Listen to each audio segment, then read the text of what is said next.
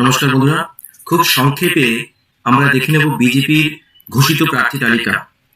গতকালকে বিজেপি প্রার্থী ঘোষণা করেছে, তো আমরা দেখে নেব সংক্ষেপে কে কোথা থেকে প্রার্থী হয়েছেন। সদ্য কিছুদিন আগে তৃণমূল থেকে পদত্যাগ করেছিলেন তাপস রায়, অর্জুন সিং, তারা প্রার্থী হয়েছেন উত্তর কলকাতা থেকে। তাপস রায় উত্তর কলকাতা থেকে, অর্জুন সিং ব্যারাকপুর থেকে, শিলভদ্র দত্ত নতুন মুখ, জানি না চিহ্নে রাখে, সুনীল নামাগে দমদম থেকে। আগেরবার মেদিনীপুর থেকে দিলীপ ঘোষ প্রার্থী হয়েছিলেন, বর্ধমান দুর্গাপুর থেকে হয়েছেন তিনি।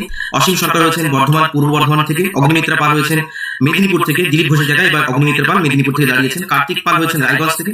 কবির শঙ্কর বোস হয়েছেন শ্রীরামপুর থেকে। অরূপ কান্তি দিগার হয়েছেন আরামবাগ থেকে। রেখা পাত্র হয়েছেন বসিরহাট থেকে। হ্যাঁ, রেখা পাত্র যিনি কিনা সন্দেশখালীর মেয়ে এবং শিবু হাজরাদের বিরুদ্ধে তিনি কমপ্লেন করেছিলেন, কমপ্লেন দিয়েছিলেন, এফআইআর দায়ের করেছিলেন। সেই রেখা পাত্রকে বিজেপি কিন্তু তুরুপে তাস করেছে সন্দেশখালীর মেয়েকে এই লোকসভা নির্বাচনের টিকিটটা দিয়ে। তিনি দাঁড়িয়েছেন বসিরহাট থেকে।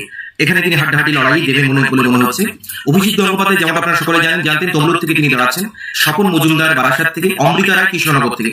অমৃতা রায় কৃষ্ণনগর থেকে, আমি কৃষ্ণনগরের বাসিন্দা, কিন্তু অমৃতা রায় মানে এখানকার রাজাদের বংশধর আর কৃষ্ণচন্দ্র রায়ের বংশধর। এখন যে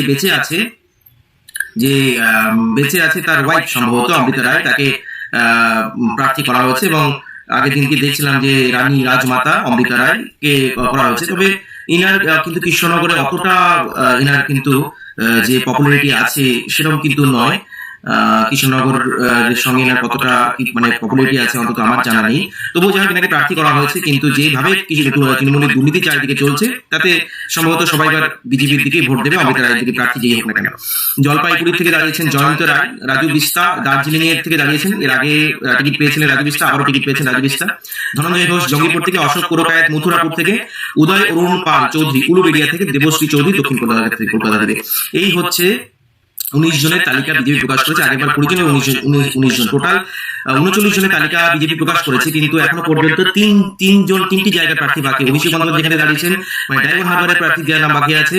ঝাড়গ্রামের প্রার্থী এখনো পর্যন্ত কে দাঁড়াবেন শত্রুঘ্ন সিনহার বিরুদ্ধে সেটা এখনো জানা যাচ্ছে না। বীরভূম শতাব্দী রায়ের বিরুদ্ধে কে দাঁড়াবেন এখনো সেটা জানা যাচ্ছে না। মানে এই তিনটি জায়গার প্রার্থী এখনো সিদ্ধান্তে সকলে বিজেপি সরকার এখনো সিদ্ধান্তে পৌঁছে উঠতে পারেনি। আরো একটা কথা বলা রয়েছে, এখানে কিন্তু অনেক নতুন মুখ দেখা যাচ্ছে দর্শক, অনেক নতুন মুখ কিন্তু আমরা দেখতে পাচ্ছি।